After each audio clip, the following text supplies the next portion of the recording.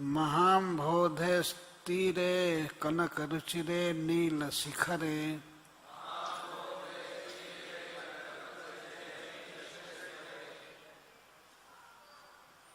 और हमने सुन दूसरा लाइन पढ़िए।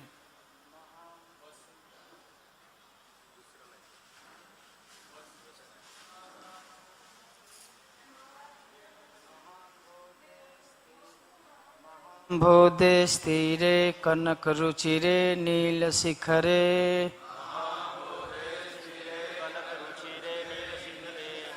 बसन प्रसादांत सहज बलभद्रेण बलिना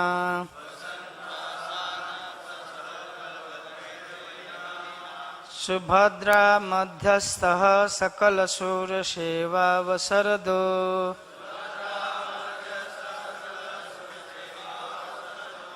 जगन्नाथ स्वामी नयन पथगामी भवतु मे।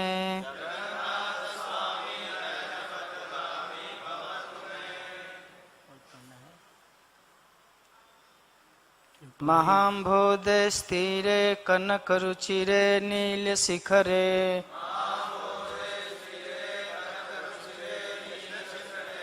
बसन प्रसादांतः सहज बलभद्रेण बलिना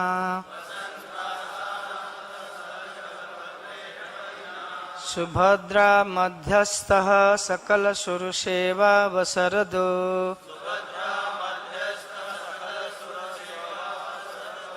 जगन्नाथ स्वामी नयन पथगामी भवतु मे।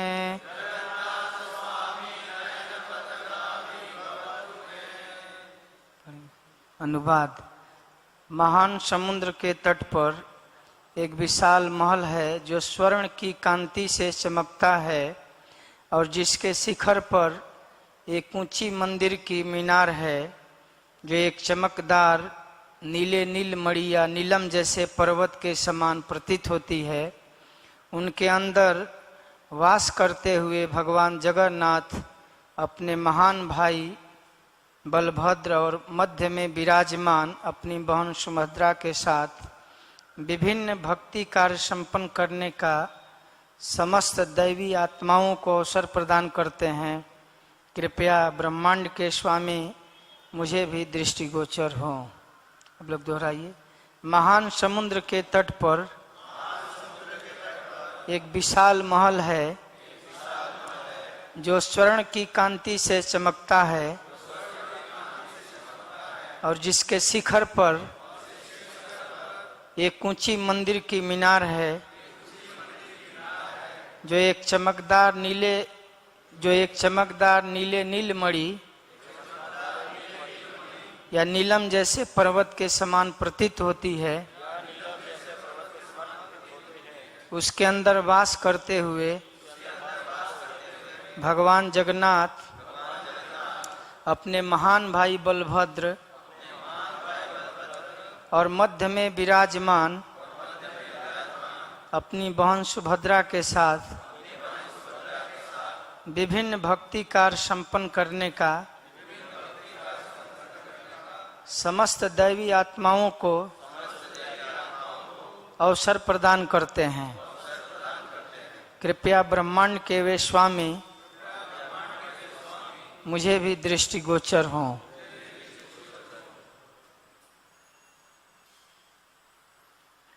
तो ये तीसरा श्लोक है।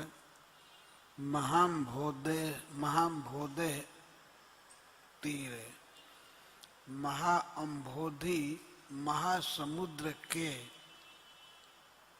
तीरे तट पर कनक रुचिरे स्वर्ण के समान रुचिर नील शिखरे और जिसके शिखर चोटी नीले हैं उस नीलाचल के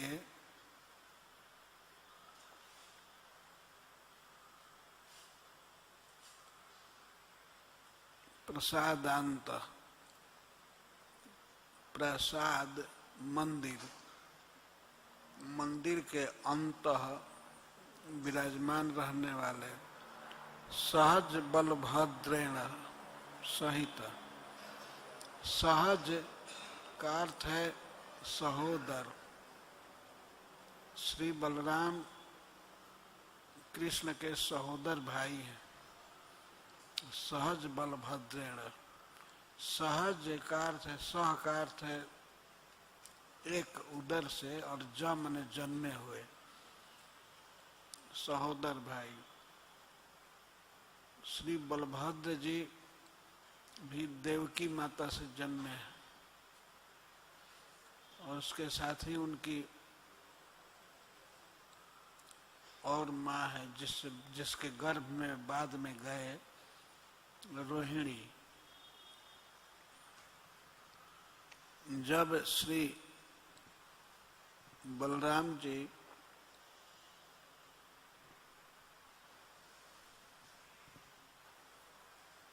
माता देवकी के गर्भ में थे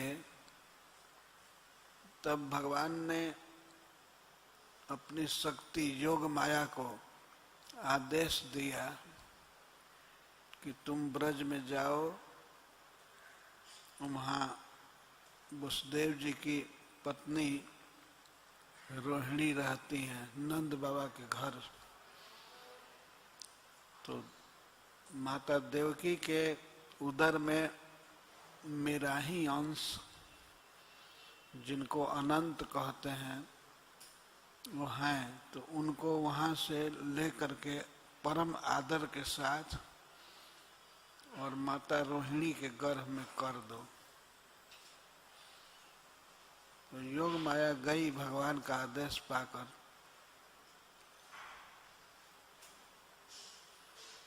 और देवकी के गर्भ से बच्चे को रिसीव करके निकाल करके रोहिणी के गर्भ में रख दिया।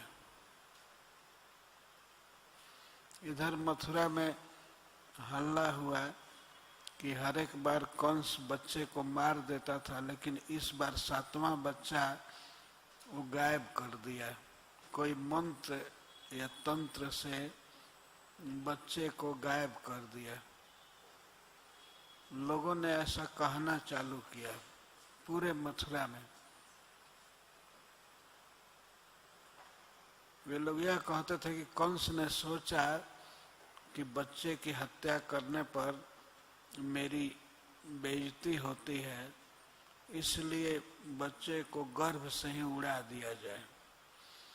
तो वे लोग नहीं जानते थे कि योग माया ने बच्चे को देवकी के गर्भ से रोहिणी के गर्भ में कर दिया।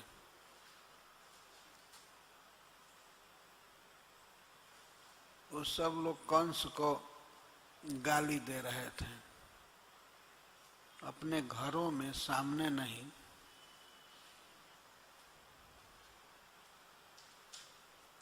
तो ऐसा होता है। हमारे यहाँ एक कहावत कहते हैं, नामी चोर बदनाम, नहीं, नामी बनिया बदनाम चोर। जब कोई चोर बदनाम हो जाता है तो कहीं भी चोरी होती है तो लोग उसी का नाम रखते हैं, बस वही चोरी किया होगा, निश्चित है। और कोई बनिया यदि सफल होता है, कोई सामान अच्छा बेचता है अच्छे दाम में, तो उसको उसकी लोग बहुत प्रशंसा करते हैं। नामी बनिया बदनाम चोर। तो कंस तो बदनाम था ही, सामने कोई निंदा नहीं करता था, लेकिन परोक्ष में सब लोग कहते थे ये पापी 7वें गर्भ को किसी मंत्र से या तंत्र से उड़ा दिया, किसी तांत्रिक के द्वारा गर्भ नष्ट कर दिया। ओहो, कितने दुख की बात है।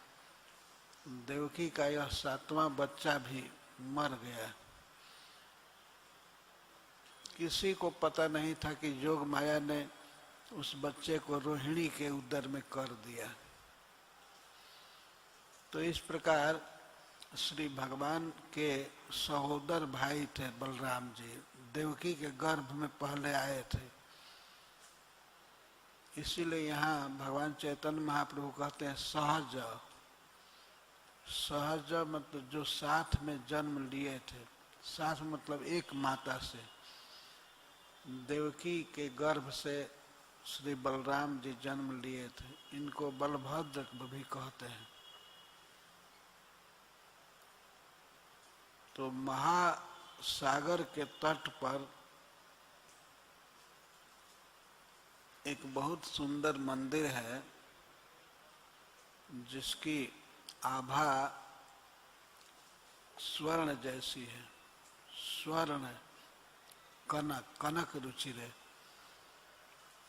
उस नील पर्वत पर, नीलमणि नीलाचल पर भगवान अपने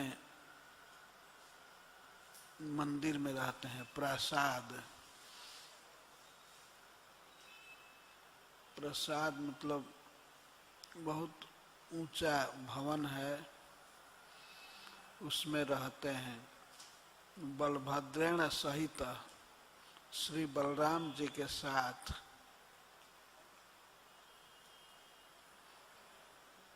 और दोनों भाइयों के बीच में सुभद्रा जी विराजती हैं। सुभद्रा मध्यस्थ, मध्यस्थ मतलब दोनों के मध्य में, बीच में सुभद्रा जी रहती हैं।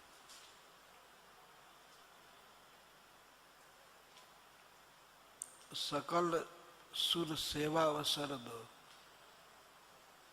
और भगवान सभी सुरों को, भक्तों को सेवा का अवसर देते हैं।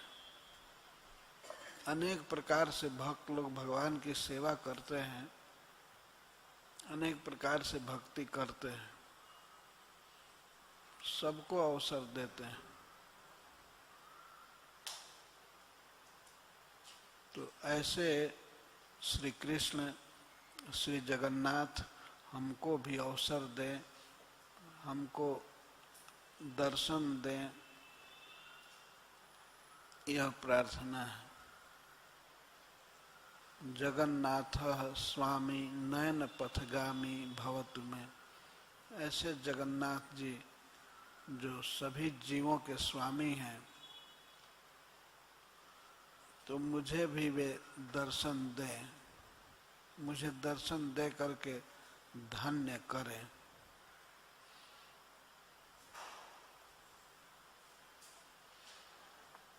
भगवान चैतन्य महाप्रभु जगन्नाथ जी के बारे में बताए हैं कि ये जगन्नाथ जी वृंदावनवासी हैं, वृंदावन में सदा निवास करते हैं।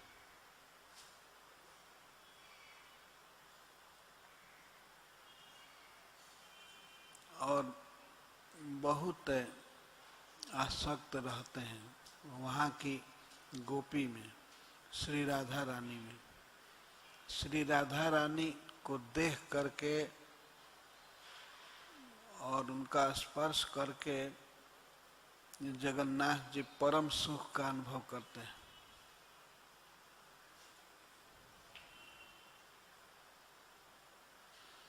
इसीलिए जयदेव महाकवि ने गीत गोविंद में गान किया है। एक बार जब श्री कृष्ण वृंदावन में जमुना जी के तट पर वन में चले गए थे, इसलिए कि श्री राधा से भेंट होगी। तो राधा जी वहाँ नहीं पहुँची थी, तो एक सखी श्री राधा रानी को कहती है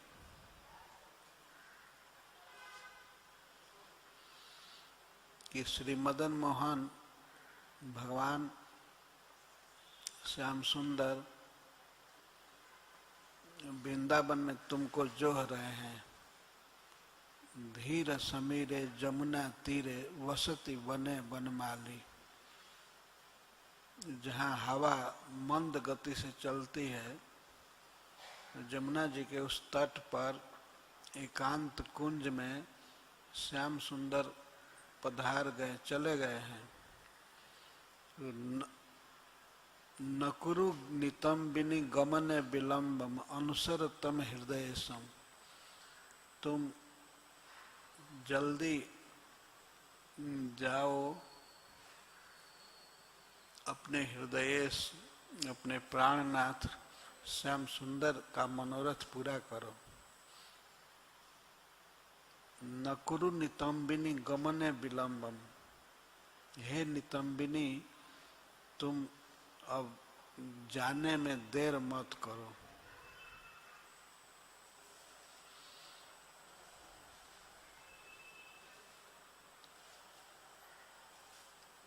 जयदेव जी ने बड़ा सुंदर गीत लिखा है। वे कहते हैं,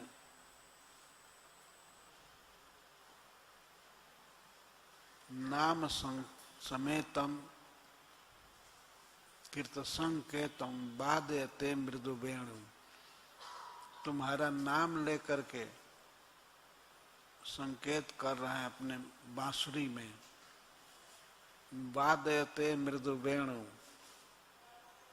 अपना बांसुरी बजा रहे हैं और तुम्हारा नाम बोल रहे हैं।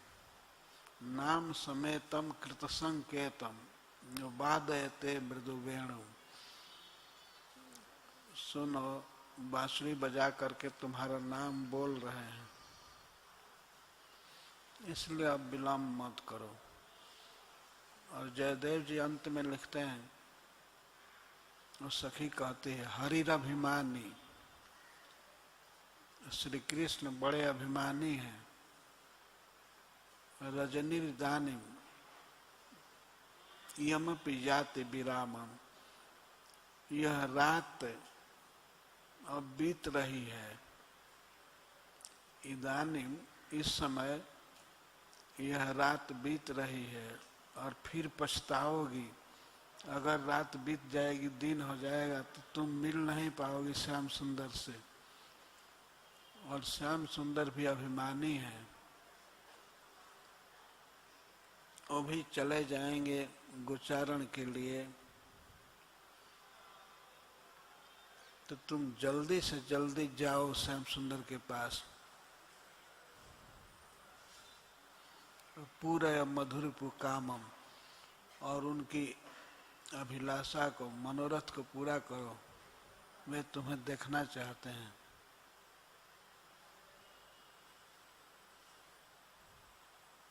तो जगन्नाथ जी इस तरह राधा रानी के लिए बेचैन रहते हैं। पहले कुंज में जा करके राधा रानी की प्रतीक्षा कर रहे हैं और सखी निहोरा कर रही है राधा रानी से कि तुम जाओ, जल्दी जाओ।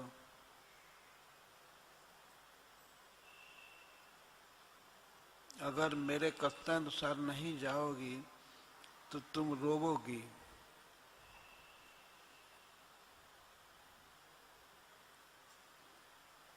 तब राधा रानी चलती हैं।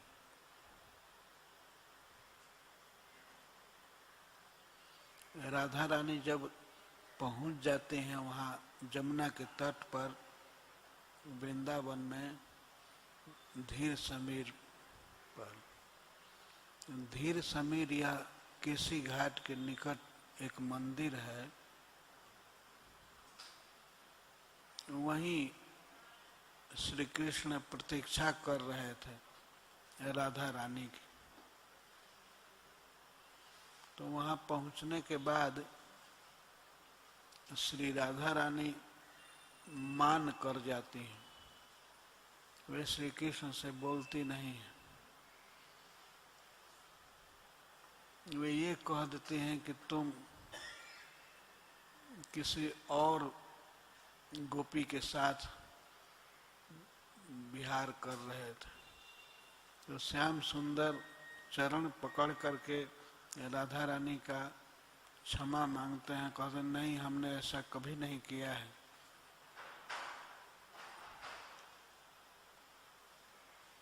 तो जयदेव जी इस प्रसंग में गीत लिखे हैं, प्रिय चारुशीले प्रिय चारुशीले, और उसमें लिखते लिखते वे एक जगह पर लिख रहे थे, स्मर गरल खंडनम मम शिरसि मंडनम देहि पद पल्लव मुदारम।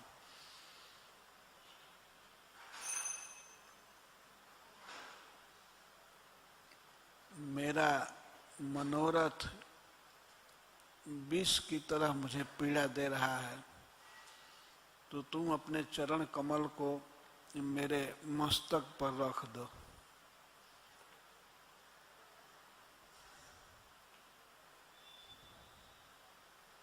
इसको जब लिखने जा रहे थे तब जयदेव जी के मन में आया कि नहीं, ये नहीं लिखना चाहिए। संशय में पड़ गए कि लिखूं कि नहीं लिखूं। ब्रह्मा शिव आदि के पूज्य भगवान को यह कहते उनको अच्छा नहीं लगा, या दुविधा में पड़ गए कि मेरे सिर पर चरण रख दो। अगर वे राधा रानी से कहते हैं कि मेरे सिर पर चरण रख दो, तो इसको जयदेव जी ऐसा माने कि ये तो अतिशयोक्ति हो रहा है, ये नहीं लिखना चाहिए। तो वो दुविधा में पड़ गए। तो उस समय स्नान का समय हो गया था जयदेव जी का, तो वो कह दिए, कागज रखने के लिए कह दिए, कलम रख दिए और अपनी पत्नी पद्मावती से कहे कि अब स्नान करने जा रहा, कलम को संभाल करके रख देना। जब स्नान करने गए तो उधर श्याम सुंदर जयदेव जी बन करके आ गए और पद्मावती से उन्होंने कहा, दे दो कलम, मुझे याद आ गई बात। तो श्याम सुंदर ने स्वयं लिख दिया, स्मर गरल खंडनम मम शिरसि मंडनम देहि पद पल्लव मुदारम। अपने परम सुखद चरण कमल को मेरे सिर पर रख दो। स्वयं भगवान ने लिखा, जयदेव जी का रूप बना करके। तो फिर वे चले, अंतर्हित हो गए। तब जयदेव जी स्नान करके आए।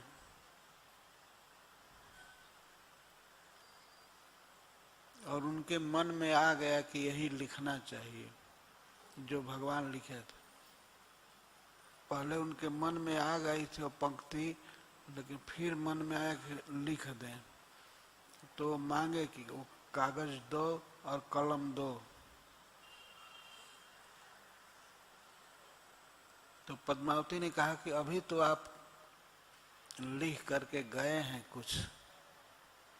तो उन्होंने देखा, बहुत सुंदर अक्षर था, भगवान श्याम सुंदर का लिखा हुआ, स्मर गरल खंडनम मम शिरसि मंडनम देहि ते पद पल्लव मुदारम। मम शिरसि मंडनम, मेरे सिर का श्रृंगार होगा तुम्हारा चरण कमल, मेरे सिर पर रख दो।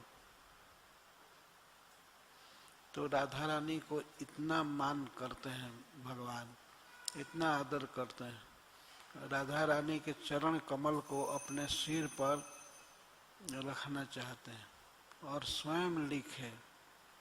तो जयदेव जी जब अक्षर देखे, बिल्कुल स्वर्ण अक्षर थे, बहुत सुंदर। तो वे पद्मावती को धन्यवाद देने लगे कि तुम धन्य हो, श्याम सुंदर का साक्षात दर्शन हुआ तुमको।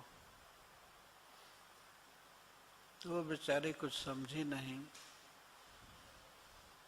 वो तो जानते थे जयदेव जी लिखे हैं, लेकिन जयदेव जी के रूप में श्याम सुंदर लिखे थे।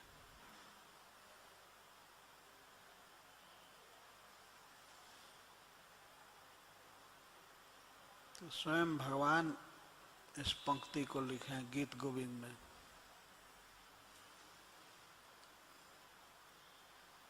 और जगन्नाथ जी को बहुत प्रिय था गीत गोविंद।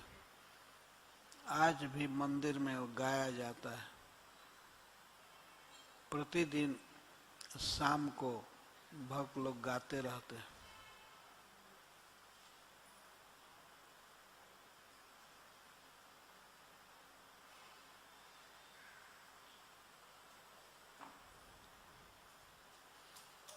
एक बार जब श्री चैतन्य महाप्रभु जगन्नाथपुरी में थे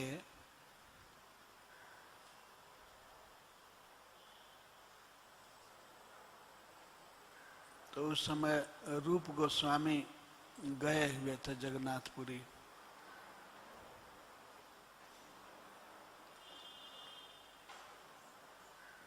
तो चैतन्य महाप्रभु रथ यात्रा के अवसर पर एक श्लोक बार बार बोल रहे थे। वो श्लोक था भारवी महाकवि का लिखा हुआ। भारवी एक बड़े कवि हुए हैं संस्कृत के, जैसे कालिदास और माघ प्रसिद्ध हैं उसी तरह से वो भी प्रसिद्ध हैं।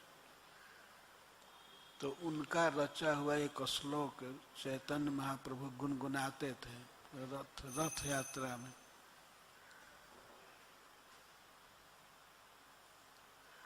और श्लोक इस प्रकार का था, यह कौमार हरः सये वही वरः ताएव चैत्र क्षपा ते चुन मिलित मालती।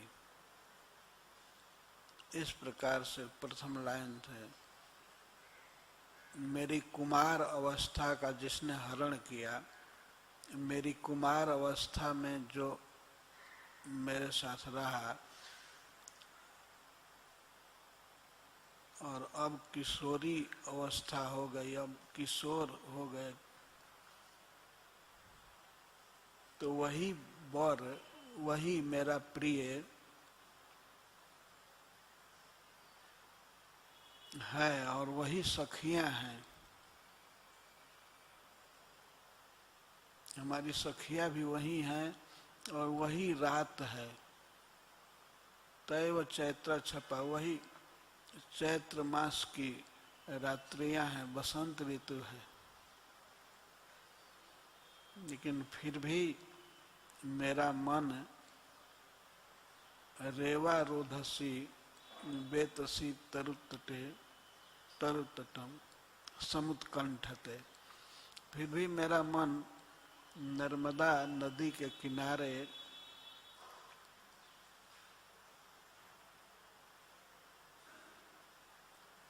कदम वृक्षों में जा रहा है, उत्कंठा है उसी की।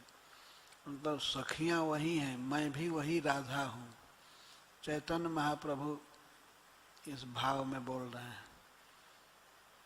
तो रूप गोस्वामी इसको सुन लिए कि चैतन्य महाप्रभु गुनगुना रहे हैं। कौन सा पद, ये बड़े ध्यान से सुने। तो ये बोल रहे थे, तो इसका दूसरे लोग कोई अर्थ नहीं समझ पाए, पर रूप गोस्वामी ये तो परम विद्वान थे, चैतन्य महाप्रभु के ही दूसरे स्वरूप माने जाते हैं।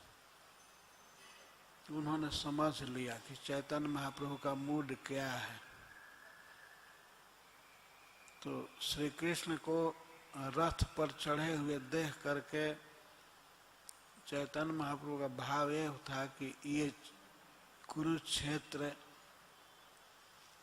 में आए हैं, कुरुक्षेत्र में रथ पर चढ़ करके आए, भाई बलराम जी के साथ और बहन सुभद्रा के साथ। जो चैतन्य महाप्रभु का भाव था राधा रानी का, उनको ये विचार आया कि मैं राधा हूँ और मेरी बहुत सी सखियां हैं, लेकिन श्याम सुंदर इस समय राजकीय वेशभूषा में हैं, गोप नहीं हैं। इनके साथ सेना है, हाथी घोड़ा है, और स्थान बिल्कुल दूसरा है। यहाँ समाज भरा हुआ है, बहुत लोग हैं। तो श्री चैतन्य महाप्रभु बोल रहे थे, मैं वही राधा हूँ। राधा नहीं बोल रहे थे, मैं वही प्रेमिका हूँ, मेरे प्रिय भी वही हैं, मेरी सखियाँ वही हैं, लेकिन वृंदावन नहीं है यह। हमको वही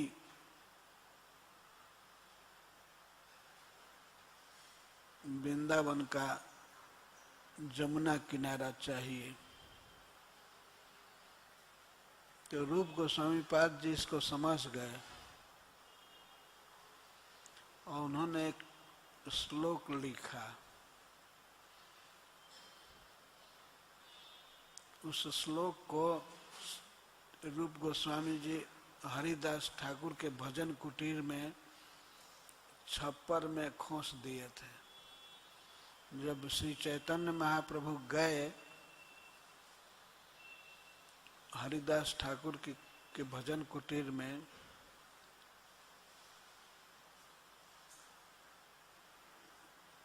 तब वे ध्यान से देख रहे थे छप्पर में।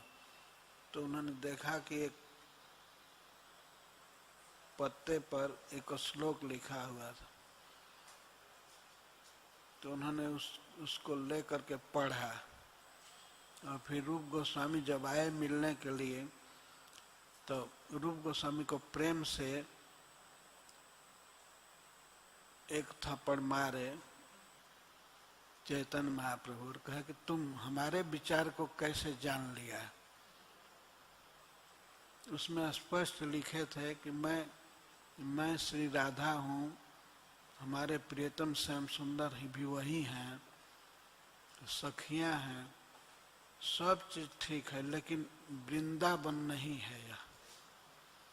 यहाँ श्री कृष्ण राजा के वेश में हैं, द्वारकाधीश के रूप में। तो मैं इनसे मिल नहीं सकती क्योंकि यहाँ समाज है, ये क्षत्रिय वेश में है। तो इनको हे सखी ले चलो वृंदावन। तो वास्तव में रथ यात्रा का मूल सिद्धांत है श्री कृष्ण को वृंदावन में ले चलना खींच करके। तो जो गुंडीचा मंदिर है वह वृंदावन माना जाता है। तो श्री जगन्नाथ जी को गुंडीचा मंदिर में ले जाते हैं। तो भाव यह है कि श्री कृष्ण को वृंदावन में ले चलना कुरुक्षेत्र से। गुंडीचा रानी को, जो इंद्रदुम्न महाराज की पत्नी थी, उसको भगवान अपनी मौसी कहा करते थे जगन्नाथ जी। तो गुंडीचा मंदिर में भगवान जाते हैं। तो रूप गोस्वामी पाद को उन्होंने कहा कि तुम हमारे विचार को कैसे जान लिया। जिस पर भगवान की कृपा होगी वो क्यों नहीं जान जाएगा। तो रूप गोस्वामी पाद बहुत रससिद्ध कवि थे, बहुत बड़े विद्वान।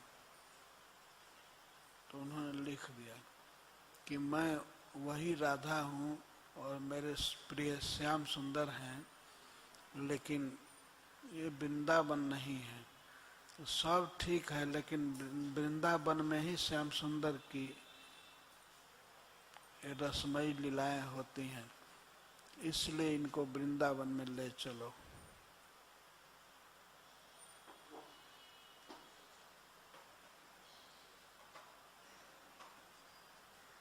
कुरुक्षेत्र में बहुत बड़ा ग्रहण लगा था, सर्वग्रास सूर्य ग्रहण। तो उस समय सब हस्तिनापुर से गए थे, युधिष्ठिर महाराज के साथ सभी लोग, और ब्रजवासी भी सब गए थे। नंद महाराज, माँ जसोदा, राधा रानी आदि सभी गोपियाँ गोप सब गए थे। इसलिए श्री कृष्ण से भेंट हो जाएगी। और वहाँ भेंट हुई कुरुक्षेत्र में, तो बहुत बड़ा जमावड़ा था, भीड़ थी। वहाँ राधा रानी श्याम सुंदर से नहीं मिल सकती थी, और श्याम सुंदर वहाँ बांसुरी नहीं बजा रहे थे।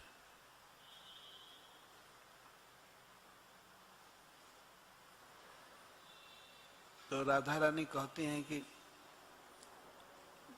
ठीक है, श्याम सुंदर वही हैं, मैं भी राधा वही हूँ, तुम सखियाँ सब वही हो, लेकिन वो स्थान नहीं है, वो वृंदावन नहीं है। वृंदावन में मैं श्री कृष्ण से बिना संकोच के मिलती थी। श्याम सुंदर बांसुरी बजाते थे, नाचते थे, वह आनंद यहाँ नहीं है। इसलिए श्री कृष्ण को वृंदावन ले चलो।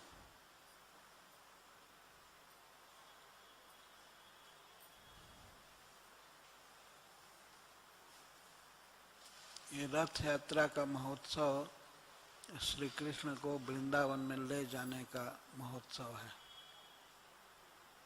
एक बार रथ यात्रा निकली थी इस्कॉन की। परम पूज्य श्री गोपाल कृष्ण महाराज जी उसका आयोजन किए थे। कुरुक्षेत्र से वृंदावन में लाना श्री कृष्ण को। तो रथ आया भी कुरुक्षेत्र से चलते चलते वृंदावन।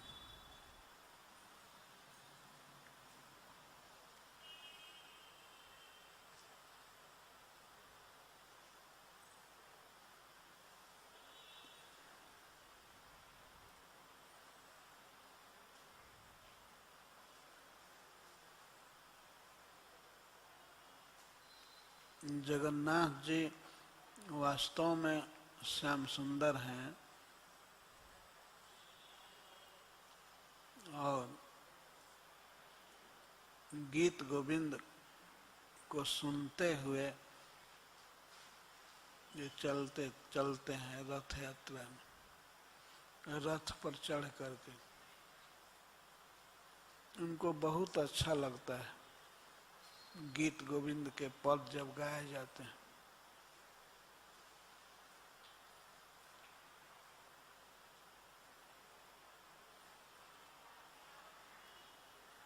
जब रूप गोस्वामी पाद जी विदग्ध माधव नाटक की रचना कर लिए, तो जब गए थे जगन्नाथपुरी, तो श्री चैतन्य महाप्रभु ने कहा राय रामानंद को, तुम इसका टेस्ट लो, रूप गोस्वामी कैसी कविता रचता है,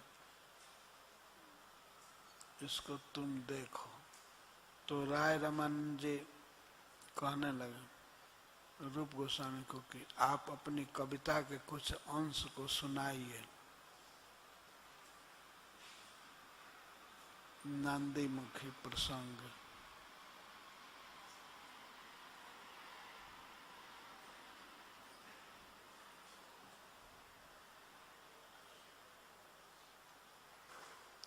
आप नाटक के उस भाग को हमसे सुनाइए जो सुखांत, जिसको सुन करके परम सुख मिलता है। तो नाटक का वह अंश सुनाइए। तब रूप गोस्वामी पढ़ने लगे। तुंडे तांडविनी रतिम वितनुते तुंडावली लब्धये कर्णा क्रोध कदम्बिनी घटयते कर्णामुदेभ्य स्पृहा चेतः प्रांगण संगिनी विजयते सर्वेन्द्रियाणाम कृतिम नो जाने जनिता कियद भी रमृता कृष्णेत वर्ण द्वयी। उन्होंने पढ़ा तो श्री रामानंद राय चैतन्य महाप्रभु को भी सुना है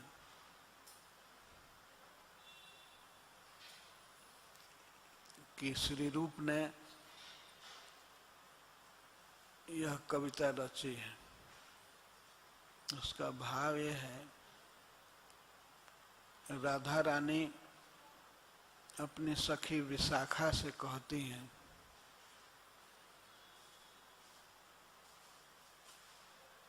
कि हे सखी, यह कृष्णेत वर्णद्वयी, ये दो अक्षर से बना हुआ कृष्ण शब्द जब मेरे जिह्वा पर आता है तो हमें ऐसी इच्छा होती है, लालसा होती है कि हमारी करोड़ों जिह्वा हो जाएं। तुंडे तांडविनी रतिम वितनुते, तुंडावली लब्ध है, हमको करोड़ों मुख हो जाए, करोड़ों जीभ हो जाए, जिससे मैं कृष्ण के नाम का आस्वादन कर सकूं। एक जीभ से तृप्ति नहीं होती है। जो राधा रानी कहते हैं हमको करोड़ों जीभ प्राप्त करने की लालसा होती है, और जब कोई व्यक्ति, कोई सखी कृष्ण नाम बोलती है और जब मैं उसको सुनती हूँ, कर्ण क्रोध कदम्बिनी घटयते कर्णाबुद्धेभ्य स्पृहा। जब मेरे कान में कृष्ण शब्द पड़ता है तब यही स्पृहा होती है कि हमको अरबों कान हो जाए।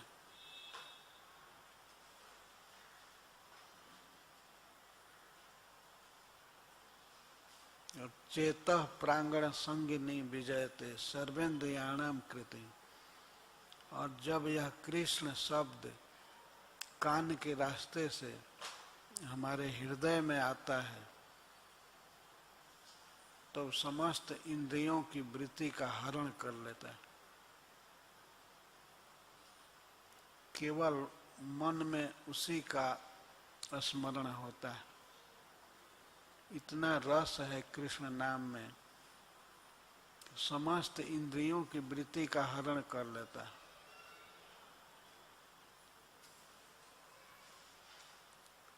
अर्थात उसी को सुनने की इच्छा होती है, उसी को बोलने की इच्छा होती है। बड़ा रस है, आनंद है। यदि कोई व्यक्ति कोई बहुत स्वादिष्ट गुलाब जामुन खाए तो खाने के बाद भी उसको उसी का स्मरण होता है, उसके रस का अनुभव होता है। तो इसी प्रकार से हमारे कान में सुनाई पड़ा कृष्ण नाम तो उस समय से और इंद्रियों में कोई वृत्ति नहीं रह गई, बस कृष्ण नाम का रस गूंजता रहता है मन में।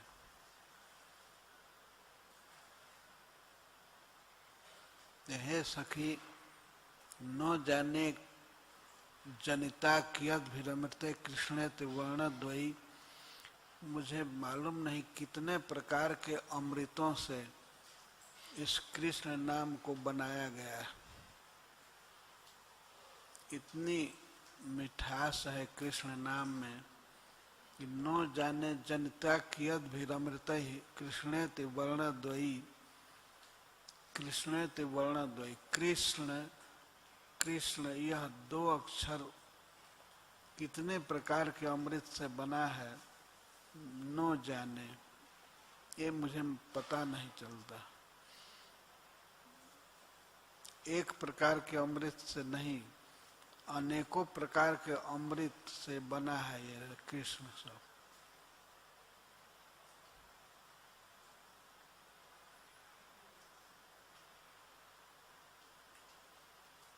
कानेर भीतर दिया मरमे पसीलगो आकुल करिल मोर प्राण। यह कान के रास्ते से हृदय में प्रवेश कर गया। अब इंद्रियों की वृत्ति हृदय में ही चली गई।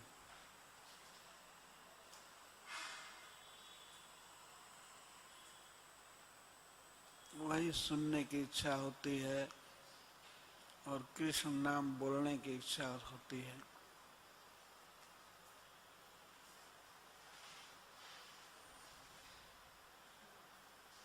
और कृष्ण को देखने की इच्छा उत्पन्न होती है।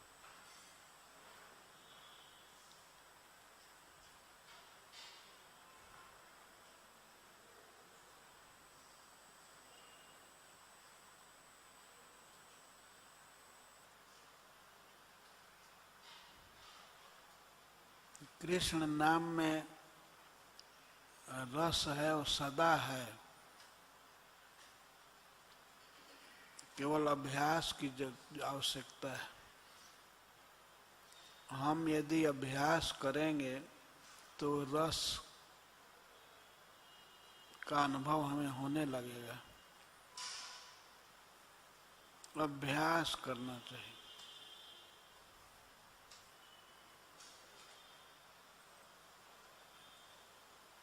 जपने का अभ्यास, गाने का अभ्यास,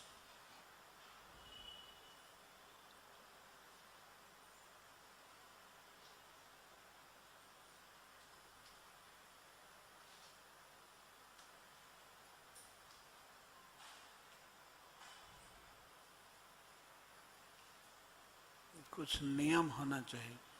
नियम पूरा करने से हृदय में रस का संचार होने लगता है। यह नियम लेना चाहिए कि इतना जप करके ही हम खाएंगे। अगर वो नियम पूरा नहीं हुआ तो नहीं खाना, उस दिन नहीं खाएंगे। तो इस तरह से हमारा नियम दृढ़ होगा।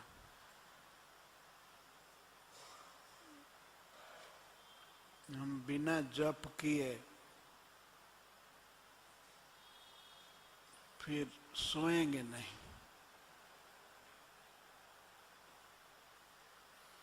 तो इस प्रकार से जब कोई भक्त नियम पालन करने लगता है तो उसकी आसक्ति नाम में हो जाती है।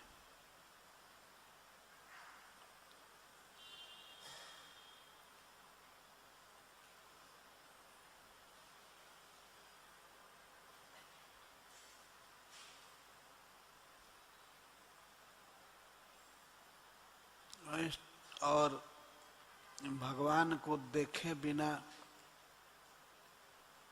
हम सोएंगे नहीं।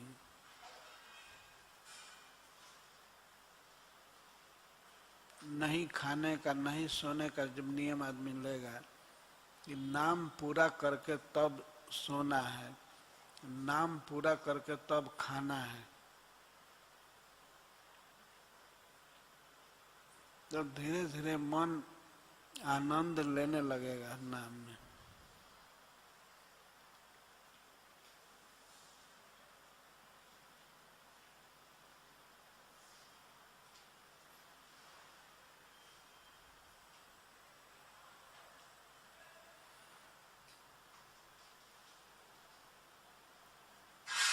एक बहुत बड़े भक्त बनारस के थे, भारतेंदु हरिश्चंद्र। वे भगवान से प्रार्थना करते हैं कि हे श्री कृष्ण, आपके पैर में बंधा हुआ नूपुर रुंझुन करता रहता है, वो सदा हमारे कान में उसकी आवाज भरी रहे।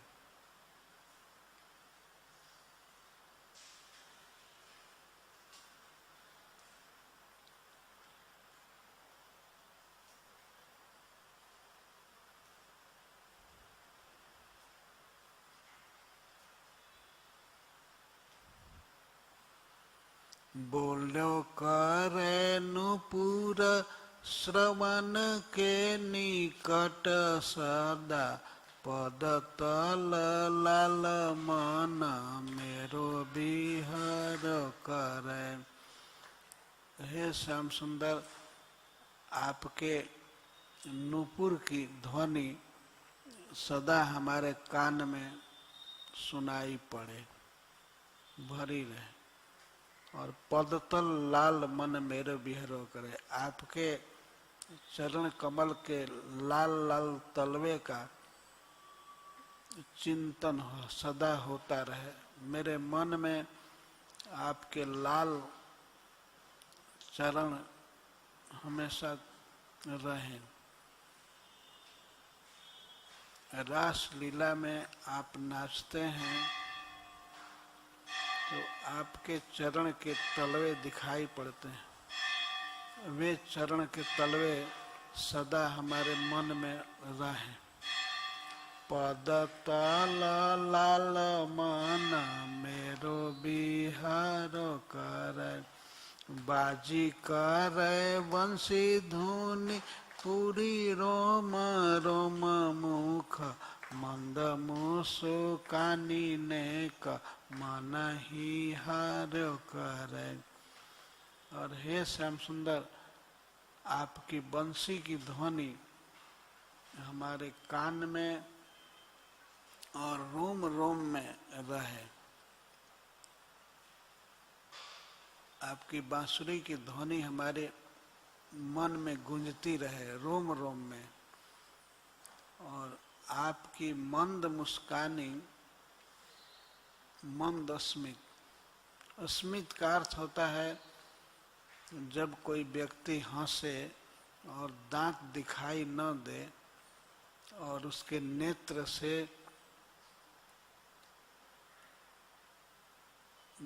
से और गाल से पता लग जाए कि ये खुश है, हंस रहा है, तो उसको स्मित कहते हैं, मुस्कान। तो श्री कृष्ण से प्रार्थना है कि हे श्याम सुंदर, आपकी मंद हंसी हमारे मन का पूरा पूरा हरण करे।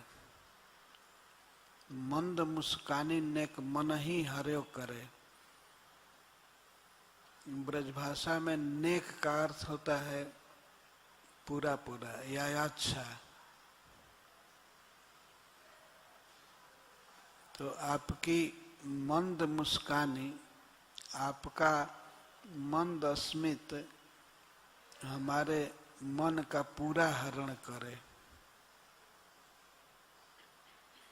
हरिचंद चलनी मुरानी बतरानी चित छाई रहे छवि जोग बेगनी भर करे।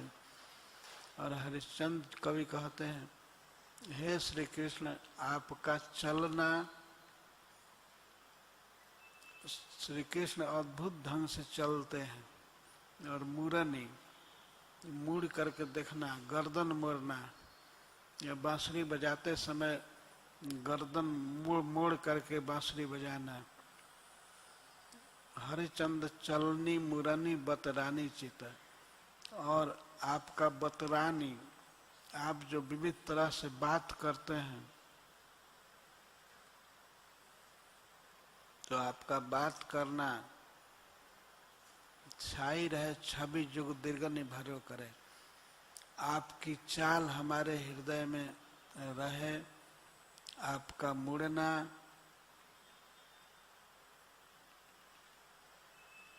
या त्रिभंग ललित खड़े होना, इन सब छवि से हमारी आंखें हमेशा भरी रहें। आंखों में आंसू आवे, जुग दृगनी भरो करे। हमारे दोनों नेत्र आंसुओं से भरे रहें। ऐसी प्रार्थना भगवान चैतन्य महाप्रभु ने भी किया है। नैनम गलदश्रुधारया बदनम गदगद रुद्धया गिरा पुलकैर निश्चितम बपुः कदा तव नाम ग्रहणे भविष्यति। हे श्री कृष्ण, वह समय कब आएगा जब मैं आपका नाम लूंगा तो आपका नाम बोलते ही मेरे नयन में, मेरे नेत्र में अश्रु आ जाएंगे। गलद अश्रु धारया, गिरते हुए अश्रु धारा से मेरा नयन निश्चित होगा, अलंकृत होगा और मेरी वाणी पूरा बोल नहीं पाएगी, गदगद हो जाएगी वाणी और शरीर में रोमांच हो जाएगा। पुलकर निश्चितम बपुः कदा तो नाम ग्रहणे भविष्यति।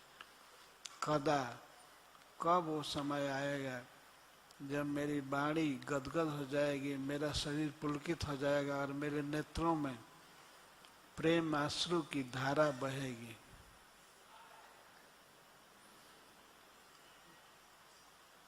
इस प्रकार से भक्त मनोरथ करता है।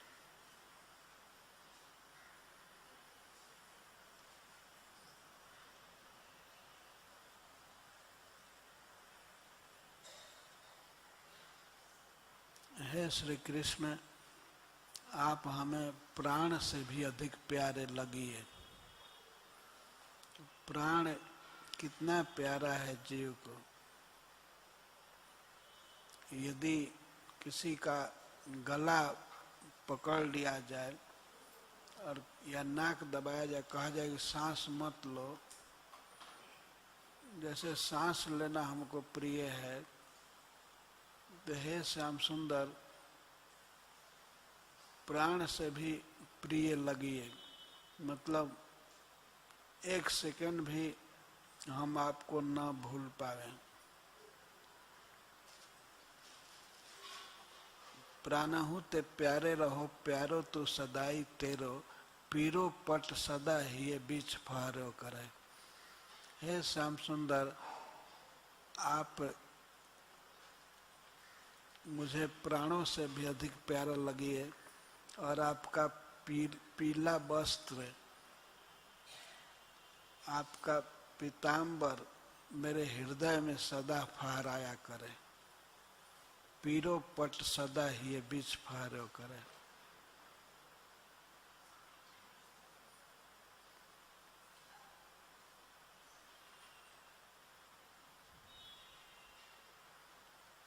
इस प्रकार से अनेक भक्तों ने अपनी भावनाएं अर्पित की हैं भगवान से।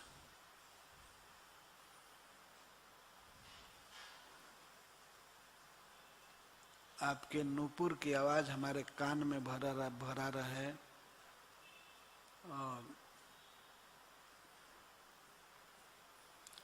आपका चलना, थिरक थिरक करके नाचना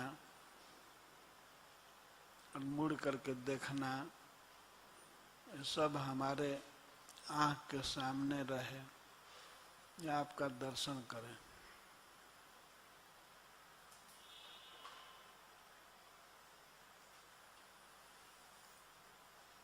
और आपका पीताम्बर फहराया करे हमेशा हमारे हृदय में।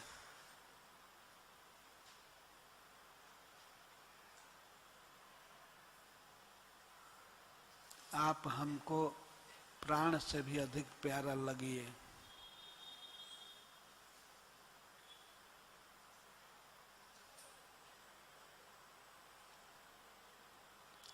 इस प्रकार की प्रार्थना भक्त लोग करते हैं। प्रार्थना का अर्थ है, प्र का अर्थ है प्रकृष्ट और अर्थना का अर्थ है मांगना, श्रेष्ठ वस्तु मांगना। यही सबसे श्रेष्ठ है। भगवान का रूप, भगवान का नाम और भगवान का शब्द। शब्द जैसे भगवत गीता है, भगवान कुछ कर्म किए हैं जो श्रीमद् भागवतम में दिया गया है, तो भागवत सुनना चाहिए, पढ़ना चाहिए। एक श्लोक में महाराज परीक्षित कहते हैं, प्रविष्टः कर्णरन्ध्रेण स्वानां भाव सरोरुहं धुनोति समलम कृष्ण सल्लस जथा स।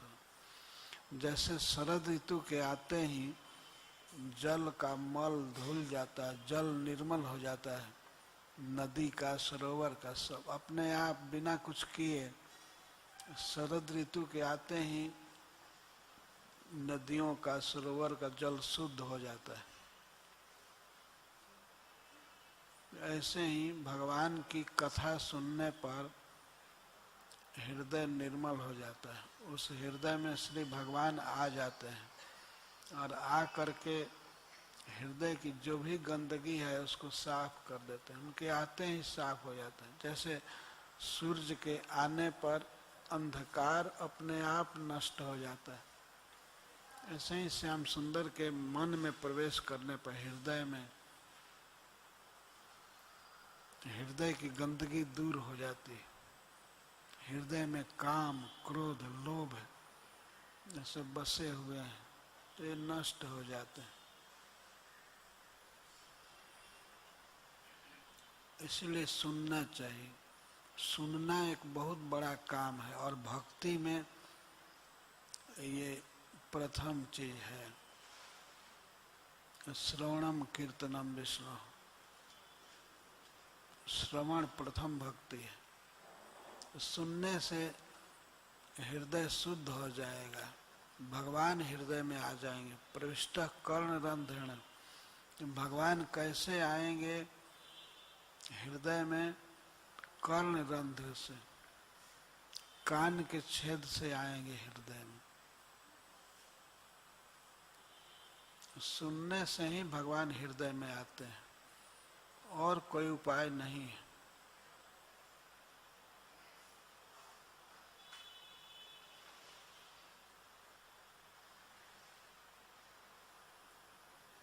कई भक्तों को वे दर्शन दिए हैं केवल पुकारने से, भगवान का नाम बोलने से। जैसे गजेंद्र बहुत संकट में पड़ गए थे, त्रिकूट पर्वत के सरोवर में उनको ग्राह ने पकड़ लिया था। 1000 वर्ष तक युद्ध करते रहे, थक गए और अंत में डूबने वाले थे, लेकिन उन्होंने पुकारा कृष्ण को गोविंद नाम लेकर के, और गो कहते ही भगवान चल दिए।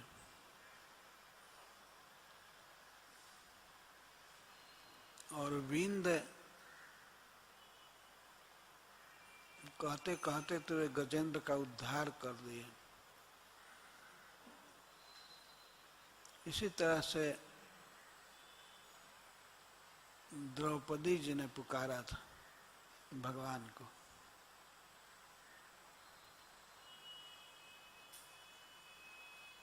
गोविंद द्वारका वासिन, कृष्ण गोपी जन प्रिय, ये कहा, हे गोविंद, हे द्वारकावासी और हे गोपी जनों के प्रिय, मैं कौरवों के सागर में डूब रही हूँ, मुझे बचाइए, मेरी इज्जत बचाइए। तो द्रौपदी की प्रार्थना सुनते ही श्री भगवान चल दिए। और उस समय वे सत्यभामा जी के भवन में थे, भोजन करने बैठे थे। भोजन की थाली परोस दी गई थी और भगवान ने सुना गोविंद शब्द और गोपी जन प्रिय, तब वे थाली को हटा दिए, भगवान को भोजन अच्छा नहीं लगा, वो भोजन करना छोड़ दिए।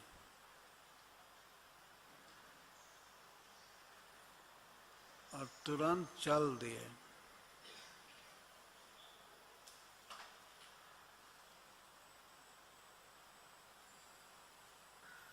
और जा करके द्रौपदी जी के शरीर से वस्त्र के रूप में लिपट गए।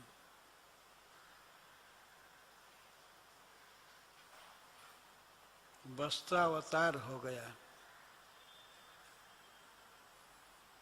एक कवि ने लिखा है कि कुछ पता नहीं लगता, दुशासन सोचता था कि ये सारी की नारी है कि नारी की सारी है, ये नारी है कि सारी है, कुछ पता नहीं लगा। साड़ी खींचते खींचते थक गया।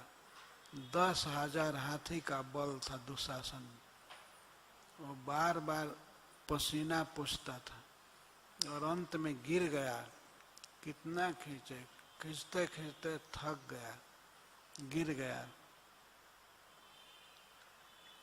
पर साड़ी का छोर मिला नहीं। तो बार बार सोचता है कि क्या ये नारी साड़ी की बनी है कि साड़ी की नारी है, नारी साड़ी से बनी है कि साड़ी ही नारी है। केवल साड़ी साड़ी, बहुत बड़ा हाल था। वो पूरा वस्त्र से भर गया।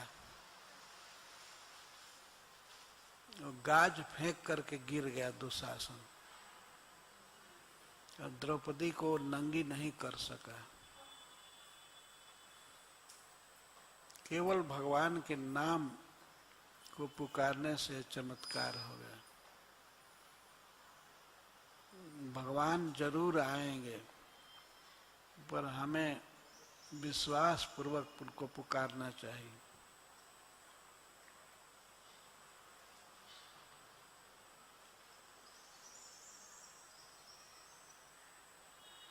हरे कृष्णा कृष्णा कृष्णा हरे हरे, हरे राम राम राम हरे हरे। इस तरह से जपते रहिए, भगवान की कृपा होगी। वे आएंगे और हृदय को शुद्ध कर देंगे। जय श्रील प्रभुपाद।